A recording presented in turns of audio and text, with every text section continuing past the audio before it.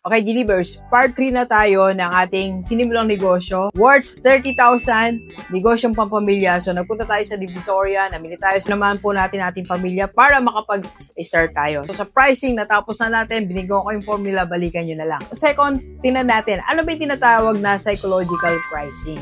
Para malaman natin at ma-implement din natin, magaya natin sa negosyo mo. Kung di ka pa nagdi-negosyo ngayon sa pamilya mo, sabayan mo na kami. Kasi kakaisar pa lang namin.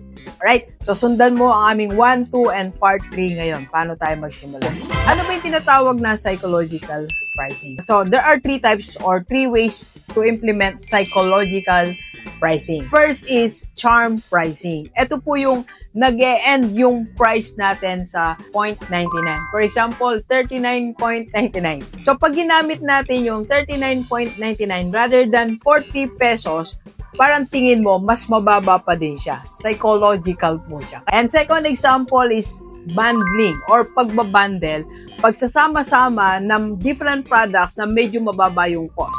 Mababa yung cost sa tingin ng clients mo, pero para sa'yo, nanalo ka pa rin kasi 3 agad ang nabenta mo. Yes, nabawasan ka ng 5 pesos, nabawasan ka ng 10 pesos. Pero imagine mo, kung 3 items agad ang nabenta mo. Ito sa aming pinamili, kasi nga galing tayong Divisoria. Suggestion nila, aling isa yung kasama ko sa business. For example, pinagsama-sama mo ang timba, palanggana, mga hanger ata yun. So, nakabundle yun and mas mababa mga 20 pesos. So, kung mas mababa ng 20 pesos, okay yun sa part mo. Okay lang yun. Kasi 4 naman ang nabenta. At sa tingin ng buyer mo, wow, mas mura to. Ang tawag dyan, pagbabundle ng iyong mga produkto. Kaya kung nasa general merchandise ka din, nasa retailing ka, pwede mong i-bundle yung mga produkto mo. Pag-isipan mo lang, ang negosyo pinag-iisipan. Tingnan mo yung mga hindi mo nabibili mga produkto, isama mo sa bundle. Yung mga slow-moving products, isama mo sila sa bundle. Isama mo doon sa fast-moving. Para madala sila. Para wala ka masyadong inventory, kumikita ka. Kasi mahirap pag medyo natambakan tayo ng mga inventory. So, yung pera natin natutulog. Sayang naman. Okay?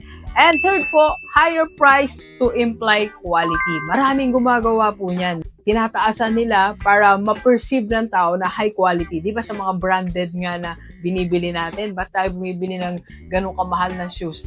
Kasi nga, inisip natin, ay kasi quality to. Well, quality naman, di ba? Pero nandun kasi yung perception na mahal siya.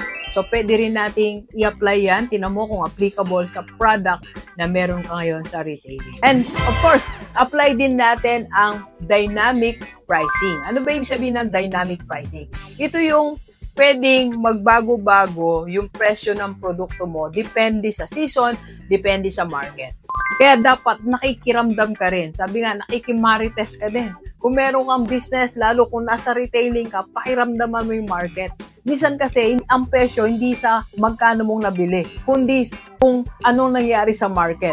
Di ba kaya nakikita natin yung sibuyas biglang nagiging 300, yung kamatis biglang nagiging 200, tapos ngayon biglang pinamimigay na lang yung kamatis. Di ka ba nagtataka sa kamatis na yan?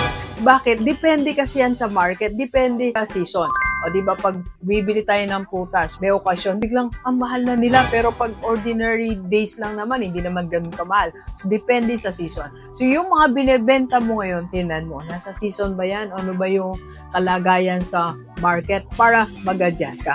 Matuto tayong mag-adjust sa price delivers. Kung ikaw ay nasa negosyo, matuto kang tumingin ng trend, matuto kang makiramdam, then adjust mo ang iyong price. And next, tingnan naman natin, ano ba yung factors in discount and promotion? Kailan ba tayo nagbibigay ng discounts and promotion? Pero bago yan, kape muna tayo. Kape po tayo. And of course, dahil nagsimula ulit tayo ng produkto natin sa Aling Kisay Sari-Sari, pwede kang mag-reseller kahit nasa malayong probinsya ka. PM mo lang ako sa personal FB ni Doc. And kung gusto magpa-quotes on pricing of your products and positioning of your product, yan, PM mo lang ako sa personal FB ni Doc. Let's go, let's go. Okay, so last natin sa pricing, monitor and adjust. Kaya sabi ko nga, lagi tayo dapat naikibalita. Dapat mino-monitor natin at nag-a-adjust tayo. Monitor and adjust. Paano natin gagawin yan? First, you have to track your sales performance and profitability. Kailangan tinitingnan mo yung benta mo. Ito bang sinet mong price na above the market?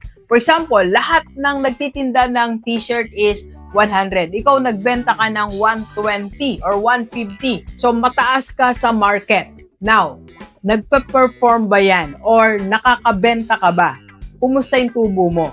So, kung hindi effective yung above market price mo, sumabay ka na lang sa market. Huwag ka na magtaas kasi baka wala ka nabebenta, naiiwanan ka. So, you have to monitor and adjust as a business owner. So, you have to track your sales performance and profitability. And second, you have to gather customer feedback and adjust. Mag-adjust ka sa price mo. Tingnan mo yung kliyente mo, listen to them. For example, sinabi nila, dun sa kabilang kanto, 50 lang to eh. Dun sa kabila or dun sa online, nabili ko to, 40 lang to or 100 lang to. Samantalang ikaw, 200. So, mag-adjust ka. Matuto tayo mag-adjust. Monitor and adjust your price. Hindi lang produkto, price. Binabantayan natin ang presyo. And third po, you have to review your competitors' price. Every now and then, tinitingnan mo yung competitor mo. Magkano ba sa kanila to? Paano ba yung pricing nila? Tingnan mo yung price nila. Baka masyado kang nalalayo, masyado mataas yung sayo, masyado mababa. So, tingnan natin. You have to monitor and adjust. Napakalaga po niyan sa ating lahat.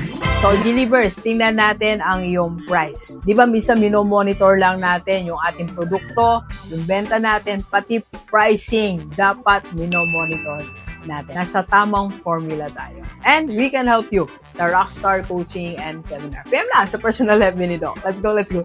Kape po tayo, kape po.